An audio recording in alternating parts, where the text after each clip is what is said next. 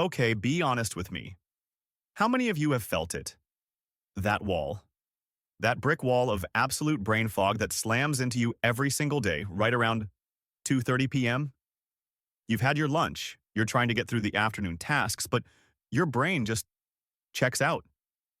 It's begging you to close the tabs, to just go for a walk, to do anything but the work on your screen. And what happens? You feel guilty. You think, why am I so lazy? Why can't I just push through like everyone else? What if I told you it's not you?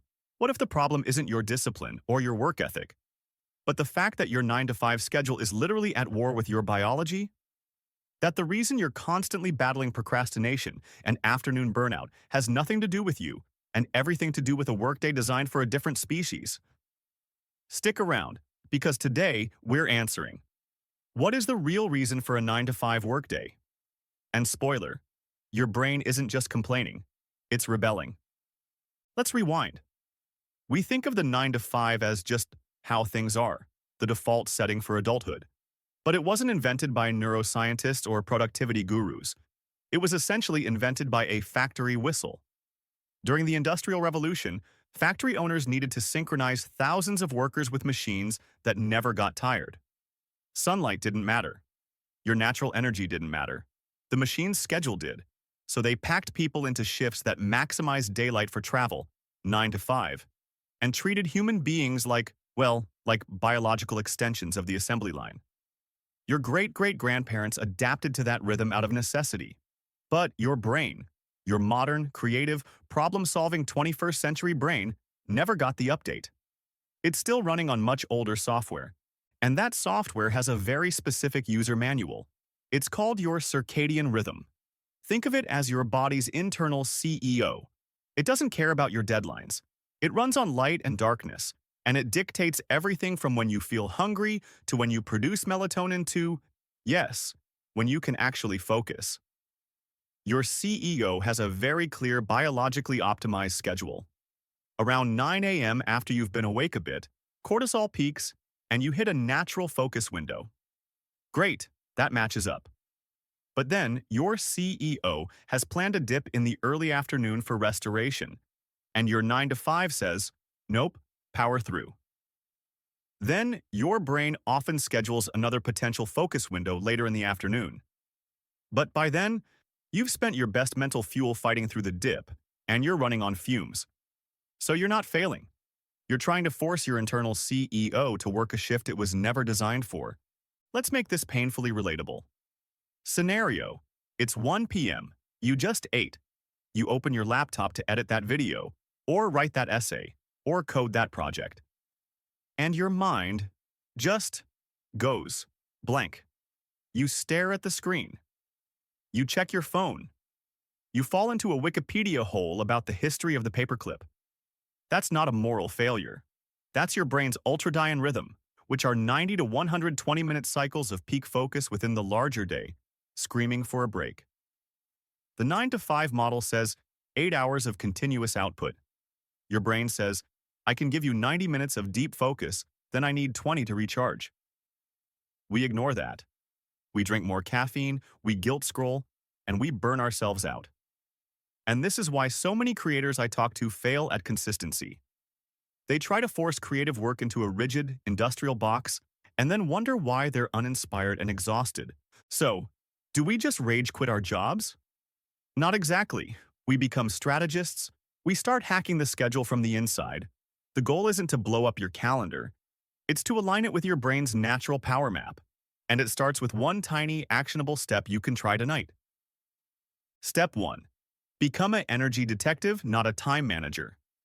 For the next 3 days, don't judge your productivity. Just observe it. Use your phone's notes app. Every hour, on the hour, just ask, on a scale of 1 to 5, how focused and energetic do I feel? 1 is, I could nap on my keyboard. 5 is, I could solve a mystery. Don't change your behavior, just collect the data. You'll start to see your personal pattern. You might find your peak is at 11 a.m., not 9. You might find you crash at 2, not 3. This is your blueprint. This is the map your brain is handing you. Most people never even ask for it. Once you have that map, step 2, the strategic rebellion. This is where you take back control. You see that focus peak from 10 to 11:30 a.m. That becomes a sacred, non-negotiable block. That is when you do your one hardest, most important task of the day. You defend that time like it's your most valuable asset, because it is. You silence notifications. You close everything else. You work with your brain, not against it. And that post-lunch dip you identified? You stop fighting it. You schedule your low brain power tasks for then. Answering, emails, administrative stuff, organizing files. You're not being lazy. You're being efficient with your biology.